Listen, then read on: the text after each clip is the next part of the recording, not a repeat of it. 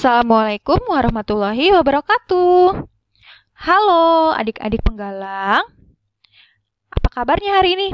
Semoga adik-adik semua selalu sehat dan selalu semangat dalam menjalani setiap harinya ya.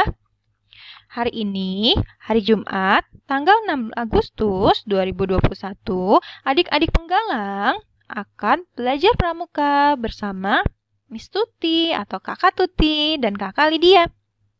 Baik, sebelum kita memulai pembelajaran hari ini, mari bersama-sama kita membaca doa sebelum belajar. Angkat kedua tangan adik-adik dan kita membaca doanya bersama ya. Bismillahirrahmanirrahim. Rabbi zidni ilma warzuqni fahma. Ya Allah, give me knowledge and intelligence. Amin ya rabbal alamin. Adik-adik penggalang pasti sudah tahu materi yang akan kakak sampaikan hari ini, yaitu tentang sebutan nama untuk pemimpin agama yang ada di Indonesia. Apakah adik-adik tahu ada berapa agama yang diakui di Indonesia? Ada 6 agama, betul sekali seperti gambar yang adik-adik lihat ya, ada 6 agama. Agamanya yaitu ada agama Islam, ada agama Kristen Protestan, agama Katolik, Hindu, Buddha, dan yang terakhir ada Konghucu. Di sini kita akan membahas satu persatu nama atau sebutan untuk nama pemimpin agamanya ya. Yang pertama, kita akan membahas mengenai Islam. Agama Islam. Adik-adik pasti sudah ketahui ya, atau sudah sering membuka kitab suci ini, yaitu Al-Quran. Jadi, kitab suci umat Islam, yaitu Al-Quran. Nah, agama Islam pertama kali dibawa oleh Nabi Muhammad SAW atas perintah Allah ya. Jadi, Allah memerintahkan kepada Nabi Muhammad untuk menyebarkan agama Islam. Kemudian, biasanya kita semua atau yang beragama Islam ya, umat muslim yang ada di Indonesia maupun yang ada di seluruh dunia, itu beribadah di masjid ya, beribadah di masjid atau di musola. Tidak di tempat agama lain ya, teman-teman. Kemudian, hari besar keagamaan yang selalu kita laksanakan, ya selalu umat muslim laksanakan, yaitu ada Hari Raya Idul Fitri.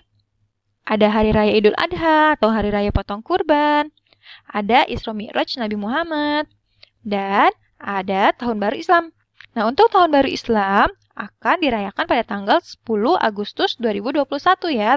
Tahun Baru Islam di tahun ini. Kemudian, untuk pemimpin agama-agama Islam disebut dengan, ada yang disebut dengan ustadz, ada juga kiai, ada ulama, dan ada habib. Jadi bermacam-macam sebutannya teman-teman. Kemudian agama selanjutnya yang akan dibahas yaitu ada agama Kristen. Nah, untuk agama Kristen sendiri ini ada 2. Ada Kristen Katolik dan ada Kristen Protestan. Ya, untuk Kristen Protestan dan Kristen Katolik akan kita bahas yang pertama untuk pendirinya yaitu Yesus Kristus ya teman-teman untuk Kristen Protestan. Kemudian, untuk pemimpinnya biasa dipanggil dengan pendeta. Nah, untuk Katolik, pendirinya masih sama, yaitu Yesus Kristus. Namun, untuk pemimpinnya namanya pastor. Atau ada juga biarawan. Ini biarawan untuk laki-laki dan biarawati untuk perempuan. Jadi, untuk pendiri sama, tetapi hanya ada perbedaan di pemimpinnya ya. Kemudian, untuk kitab sucinya juga sama adalah Alkitab. Ya, seperti ini bentuk Alkitab. Untuk tempat ibadahnya, teman-teman pasti sudah tahu, yaitu umat Kristen beribadah di gereja.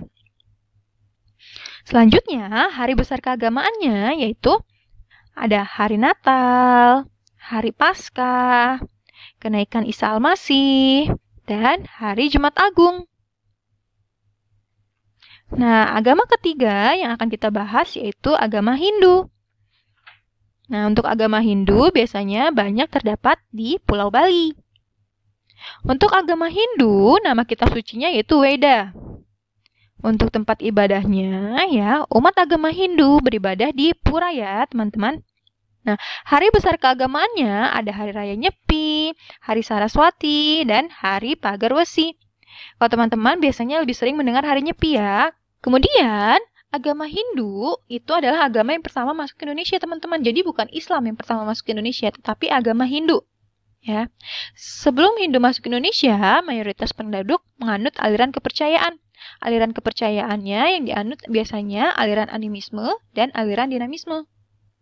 Nah, untuk pengemuka agama Hindu ada Wasi, ya.